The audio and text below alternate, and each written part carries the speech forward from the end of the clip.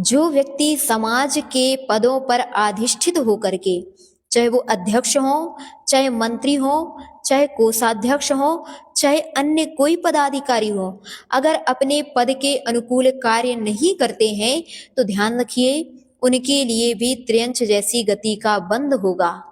यह बात हम नहीं कह रहे, आचार्य उमा स्वामी मुनि महाराज स्वयं तत्वार्थ सूत्र ग्रंथ में लिखते हैं, माया तैरज्ञोनस्य। त्रियंच गति का बंध किसके लिए होता है? जो जीव मायाचारी करता है। अब इस बात को पदाधिकारी स्वयं विचार करें कि समाज ने आपको पद पर क्यों बैठाया था। इसीलिए नहीं बैठाया था कि जब सम्मान का अवसर आए तो तुम माला पहनने पहुंच जाना, जब सम्मान का अवसर आए तो तुम टीका चंदन लगवाने पहुंच जाना, जब पैसे लेने का अवसर आए तो तुम वसूली करने पहुंच जाना। केवल इसके लिए समाज ने आपको पद में नहीं बैठाया था। समाज ने आपको इसीलिए पद में बैठाया था कि आप समाज की, धर्म की, साधुओं की सेवा में तत्पर रहेंगे, इसीलिए आपको पद में बैठाया गया था।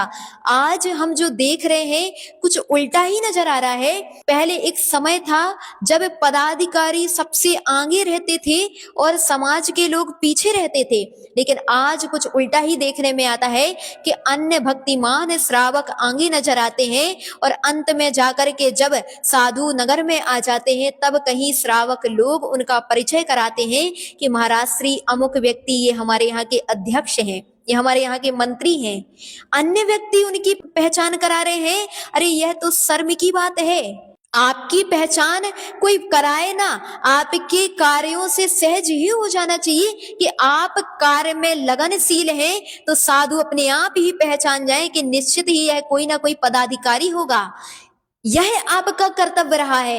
लेकिन आज जो उल्टा देखने में आ रहा है, यह आपके लिए तीव्र कर्म का आश्रय कराने वाला है। मंदिरों में जो चींटी, चाहे चूहा, चाहे छिपकली, चाहे गजरथ में घूमने वाला वह हाथी कौन बनता है? वही जीव इस प्रकार की पर्याय को धारण करते हैं जिन्होंने पद से व्यामोह रखा था लेकिन पद के अनुकूल कार्य नहीं किया है। वही जीव मंदिरों में चूहा बनकर के चिटक खाते हुए नजर आते हैं, वही जीव चींटी बनकर के मंदिरों में चिटक खाते हुए नजर आती हैं, वही जीव मंदिरों में छिपकली बने हुए चिपके हुए नजर आते हैं और वही जीव लंबी सूंड लटकाए हुए हाथी बने नजर आते हैं। क्यों? क्योंकि आपने देखा होगा वह चींटियां जो चिटक दूसरे चढ़ा करके गए हैं, खाती वह चींटियां हैं। कौन बनी वह चींटियां? वही जीव चींटियां बन गए हैं जिन्होंने पद का व्यामोह रखते हुए नाम तो स्वयं का लिखाया कि मैं अमुक पदाधिकारी हूं, लेकिन कार्य करने के लिए अन्य कर्मचारियों को भेजा था, अन्य कोई श्रावकों को भेजा था, मुझे समय नहीं है यह कह करके। और जब साधु आकर के नगर में विराजमान हो गए तब माला और माइक पकड़ने के लिए स्वयं आगे हो जाते हैं। आज ये भी क्रियाएं हो रही हैं कि वह पदाधिकारी तभी दिखाई देते हैं जब नगर में कोई बड़ा अनुष्ठान होना होता है। पदाधिकारी तभी नजर आते हैं जब नगर में कोई बड़े साधु आ रहे होते हैं, तभी वह अपनी शकल दिखाएंगे कि अमुक व्यक्ति यहाँ आ गए हैं। ध्यान रखिए, वह अध्यक्ष है, उनका कर्तव्य बड़े और छोटे को तौलना नहीं है कि बड़े को देख करके पहुंच जाए और छोटे को शकल भी दिखाने ना जाए। अगर आप इस प्रकार की क्रिया कर रहे हैं तो आपके लिए हाथी बनना पड़ेगा, क्योंकि वह हाथी जिसके ऊपर गजरथ रखा जाता है और उसके ऊपर 3 लोक के नाथ आसीन होते हैं। पुण्य का उदय तो है उस हाथी का कि उसके ऊपर त्रिलोकी नाथ विराजमान किए गए हैं, लेकिन पाप कर्म का उदय भी है कि उसके लिए त्रियंच जैसी गति को प्राप्त करना पड़ा। ऐसी वह पदाधिकारी जो व्यक्ति इस प्रकार अभिमानवश बड़े और छोटे का भेदभाव करते हैं, बड़े और छोटे की कल्पनाएं करते हैं और अपने अभिमानवश अन्य श्रावकों को नीचा दिखाते हैं, अपने अभिमानवश केवल अपने पद की चाह रखते हैं, सम्मान चाहते हैं, वह व्यक्ति ही हाथी बन करके इस प्रकार लंबी सूंड लेकर के इधर उधर घूमते हुए नजर आते हैं। अगर आप चाहते चाहते हैं कि हम भी इस प्रकार की गति को प्राप्त करें, तो आप इस प्रकार की क्रियाएं करते रहना। अगर आप चाहते हैं कि हम ऐसी त्रियंच गति को प्राप्त ना करें, तो कभी इस प्रकार भेदभाव मत करना। इस बात के लिए तो हम सामाजिक लोगों से भी कहना चाहेंगे, आपकी गलती है कि आपने ऐसे पदाधिकारियों को चुना था। अब जब वो बन गए तो आप उनकी बुराइयां कर रहे हैं। अरे आपको जब मालूम ही था कि ये व्यक्ति ऐसे हैं, तो आपको पहले ही ऐसे लोगों को चुनना नहीं चाहिए था। क्यों चुना था?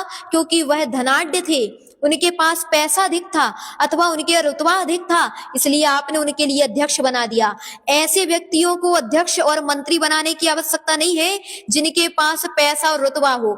आप तो उनके लिए अध्यक्ष और मंत्री के रूप में अधिष्ठित करें जिनका व्यवहार अच्छा है, जिनकी कर्तव्य निष्ठा है, जिनके अंदर भक्ति भाव है, जिनके अंदर बड़े और छोटे का भेदभाव नहीं है, उनके लिए ही पदों पर अधिष्ठित करना। और जो व्यक्ति लगन के साथ कार्य करते हैं, अरे कितने भी बड़े हों लेकिन छोटे बनकर के कार्य करते हैं, सबको एक साथ लेकर के चलते हैं, उन व्यक्तियों को पदों में बैठाना, उन व्यक्तियों को पदों में बैठाने की आवश्यकता बिल्कुल नहीं है जो धनवश से बड़े हैं। जितने भी पदाधिकारी हैं अपने पद के अनुकूल कार्य करते रहें। अगर नहीं कर पा रहे हैं तो पद से इस्तीफा दे दें और अन्य सामाजिक लोगों से यही निवेदन कर लें कि मेरी सामर्थ्य नहीं है इस पद के अनुकूल, दूसरे पदाधिकारी को चुन लें। इसलिए अंत में यही कहना चाहेंगे कि जो पदाधिकारी इस पद की गरिमा नहीं रख पा रहे हैं, अपने पद के अनुकूल कार्य नहीं कर पा रहे हैं, तो सहज मात्रा में अपने पद को इस्तीफा दे करके समाज से कह दें कि भैया मेरी सामर्थ्य नहीं है कि मैं इस पद को निर्विघ्न रूप से वहन कर पाऊं, अब मैं इस पद को छोड़ता हूं, किसी अन्य योग्य व्यक्ति को इस पद पर आसीन किया जाए जो इसका सहज रूप से और अच्छे तरीके से पालन कर पाए।